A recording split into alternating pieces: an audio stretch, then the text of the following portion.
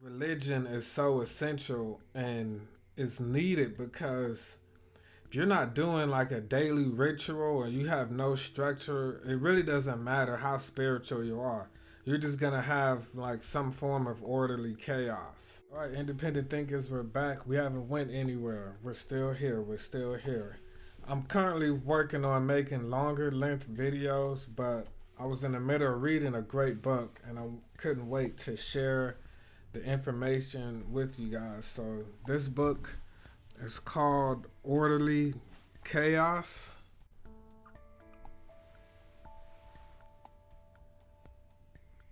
This book is simple yet it's very, very complex. We're in the opening page. I want to share the opening page with you guys. Pay attention. The idea of orderly chaos is that we are confused methodologically. In other words, the confusion is intentional. It is intentional in that we deliberately decide to ignore ourselves. We decide to boycott wisdom and enlightenment. We want to get on with our trips, with our passion, aggression, and so forth. Because of that, we create a mandala. That's this thing right here. You might see them doing that, the Buddhist monks. We create ignorance deliberately, then we create perception, consciousness, name, and form. Sense consciousness, touch, feeling, desire, copulation, the world of existence, birth, old age, and death. That is how we create a mandala in our daily existence as it is. That is so profound and deep. Now, I'm not a Buddhist. I'm just learning. I like to read these books, so if I'm wrong, please correct me on anything. But the mandalas, when they're creating those designs and patterns with the different colors, and that is a form of orderly chaos. And the author of this book is saying that basically our desire to fall in love and listen to our senses, listen to our ego, is how we create orderly chaos in our life. And it makes you think, it makes you question everything that you do because it's like, yes, it's an oxymoron, orderly chaos, but for some reason, we're maintaining and nurturing this chaos. Have a cheat meal or do this, do something we shouldn't do, and then we do something to balance it out. And then we revert back to it. And then it's like we justify why we should keep doing the thing. And then another day, we justify why we should let loose and do this and that. Religion is so essential and it's needed because if you're not doing like a daily ritual or you have no structure, it really doesn't matter how spiritual you are.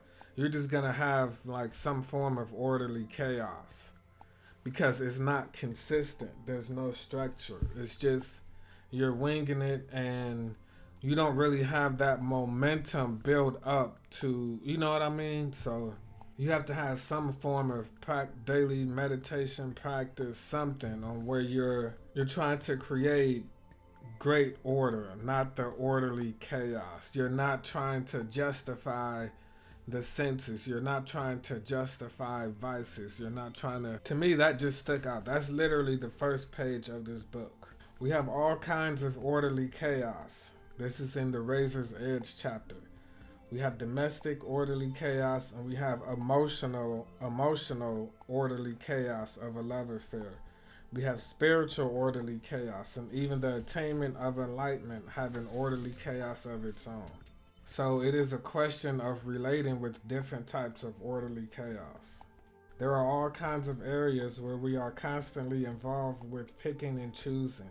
That is the basic area where the orderly chaos is taking place.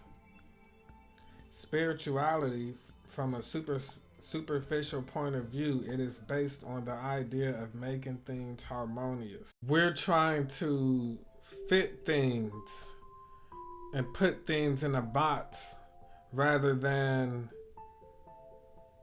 just being. You know what I mean? As soon as we wake up in the morning, we find that we are ready to fight the world. Having breakfast is a preparation, like taking a magic potion so that we can fight the world. And after having breakfast, we go out and fight the world. There is something interesting and very beautiful about the simplicity of preparing for warfare and then beginning to fight. We either expect to be attacked and defend ourselves, or we attack somebody else and have them defend themselves.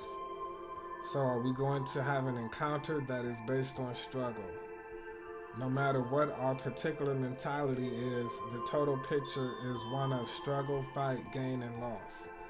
That kind of basic mentality exists whether we live in a town or in the country. That mentality goes on constantly. The sense of the total environment is one of abstract struggle. The total energy, totally creative, totally destructive, is what one might call nowness. Nowness is the sense that we are attuned to what is happening.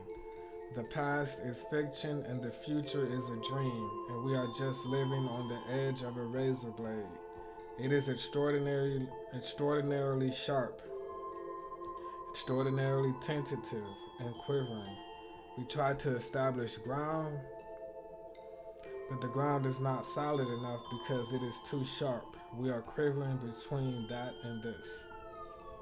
Living on the razor blade means at the same time living in the total space, because the possibility exists that it might cut us. It might cut us through, destroy us, and the possibility also exists that we might be able to avoid the razor's edge. We sense that, we feel it, and we also want to run away from it. We would rather sit or perch on something more solid, like a toilet seat, someplace where there's no razor blade, entertainment. But when we are on the razor blade, such an invitation becomes a fantasy. So entertainment is a fantasy. Our thoughts are just fantasies. That is our basic intelligence beginning to sense all kinds of areas that are impossible but still somehow possible at the same time. This happens all the time. So rather than see things as they really are, we create this orderly chaos.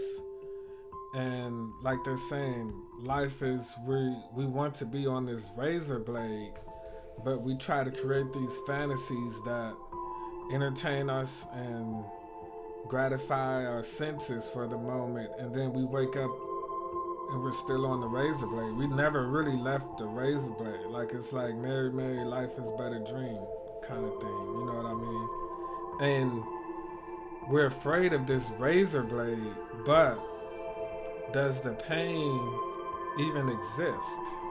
See, the problem is that we do not experience pain as pain at all. We only experience the challenge of the pain, the challenge of whether or not we are going to overcome the pain.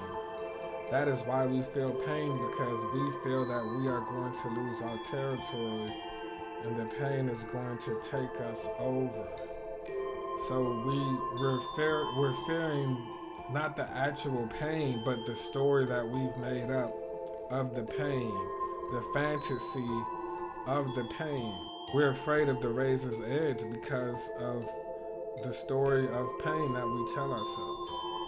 So we distract ourselves with entertainment, YouTube, this video, activism, political issues, all kinds of things. You feel that the discomfort is about to take over you and you are trying to fight that, rather than actually being concerned about the distance between you and the object of communication. So I just want you guys to see, like, how are you creating chaos? And you might not see it as chaos because it's ordered. It's orderly, you know what I mean? It's organized, it's structured, it's, we're civilized, we're not primitive, we're tamed, we're worldly, we're a first world country, we have manners.